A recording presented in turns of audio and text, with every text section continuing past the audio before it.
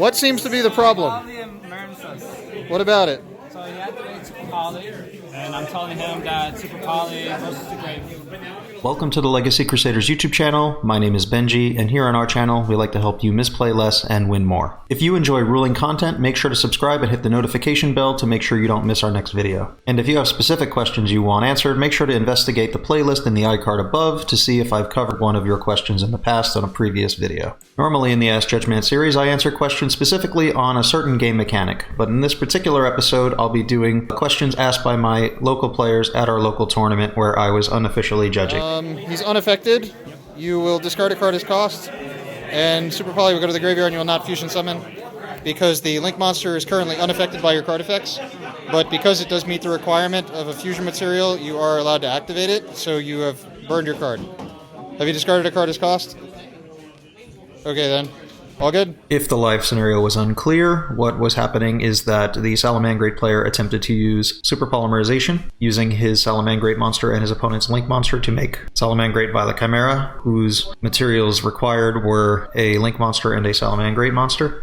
But this particular Link monster, Marincess Marbled Rock, was made using Crystal Heart while Battle Ocean is on the field, and Battle Ocean says that a monster made using a Crystal Heart is unaffected by card effects. So in this case, the question is Super Polymerization's activation legal? Could he take the card back? Could he take the discard back? And the answer is no. Just because a monster is unaffected by card effects doesn't mean you can't attempt to activate a card that would affect monsters of the correct variety. So in this case, a monster that fits the fusion material on a monster in his extra deck is a requirement, but it's unaffected, so Super Poly can't be used against it to fuse it away, but he can activate it legally.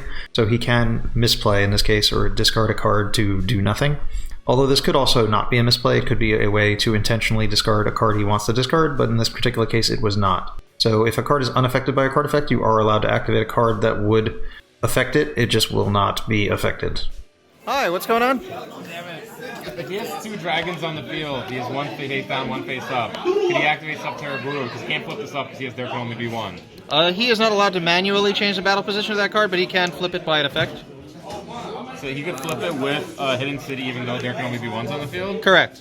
To negate the attack? Yes. And then he will have to send Subterra Guru to the graveyard. The fact that he's not actually summoning the monster. It will get sent to the graveyard, and then your flip effect will not activate. You have to choose first. Correct. You have to choose. Why? Before Guru Because in the well, first of all, at this point, no, he doesn't get to choose. The one that was there first is the one that stays. So at this point, Guru gets sent to the graveyard. And then, because of TCG North America rulings, if the card's not on the where it needs to be when it activates, it won't activate, so you don't get to search. I really don't get to choose. No, you don't get to choose. Well, you've negated an attack. Congratulations. While there can be only one is on the field, you're not allowed to attempt to summon a monster that matches the type of monster that's currently on the field. But a monster can become face up while there can be only one is on the field by a card effect. So in this case, Phantasme is face up, and Subterra Guru is face down. They are both dragons, so when he attempts to negate the attack of his opponent's monster using the effect of Hidden City, that is a legal effect. He will flip it face up, it will negate the attack of his opponent's monster, but then the continuous effect of there can be only one will force him to send the Subterra Guru to the graveyard because it is a monster of the same type as a monster on the field, and he will just have to keep the Phantasme. Previous rulings on there can be only one goes in match and Rivalry of the Warlords say, specifically from the Konami articles, that the monster that was there first will stay on the field and the other one will be sent to the graveyard.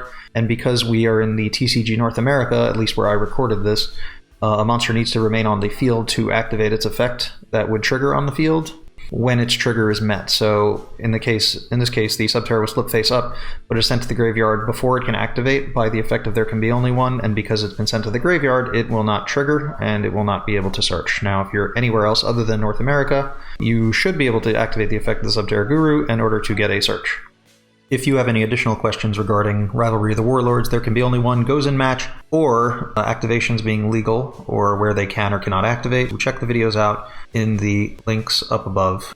If you enjoyed this first episode of Ask Judgeman involving live Yu-Gi-Oh questions, please sure to hit the like button, leave a comment down below. If you'd be interested in sending in your own live questions, you can message me on Discord, which you can find the link for in our description.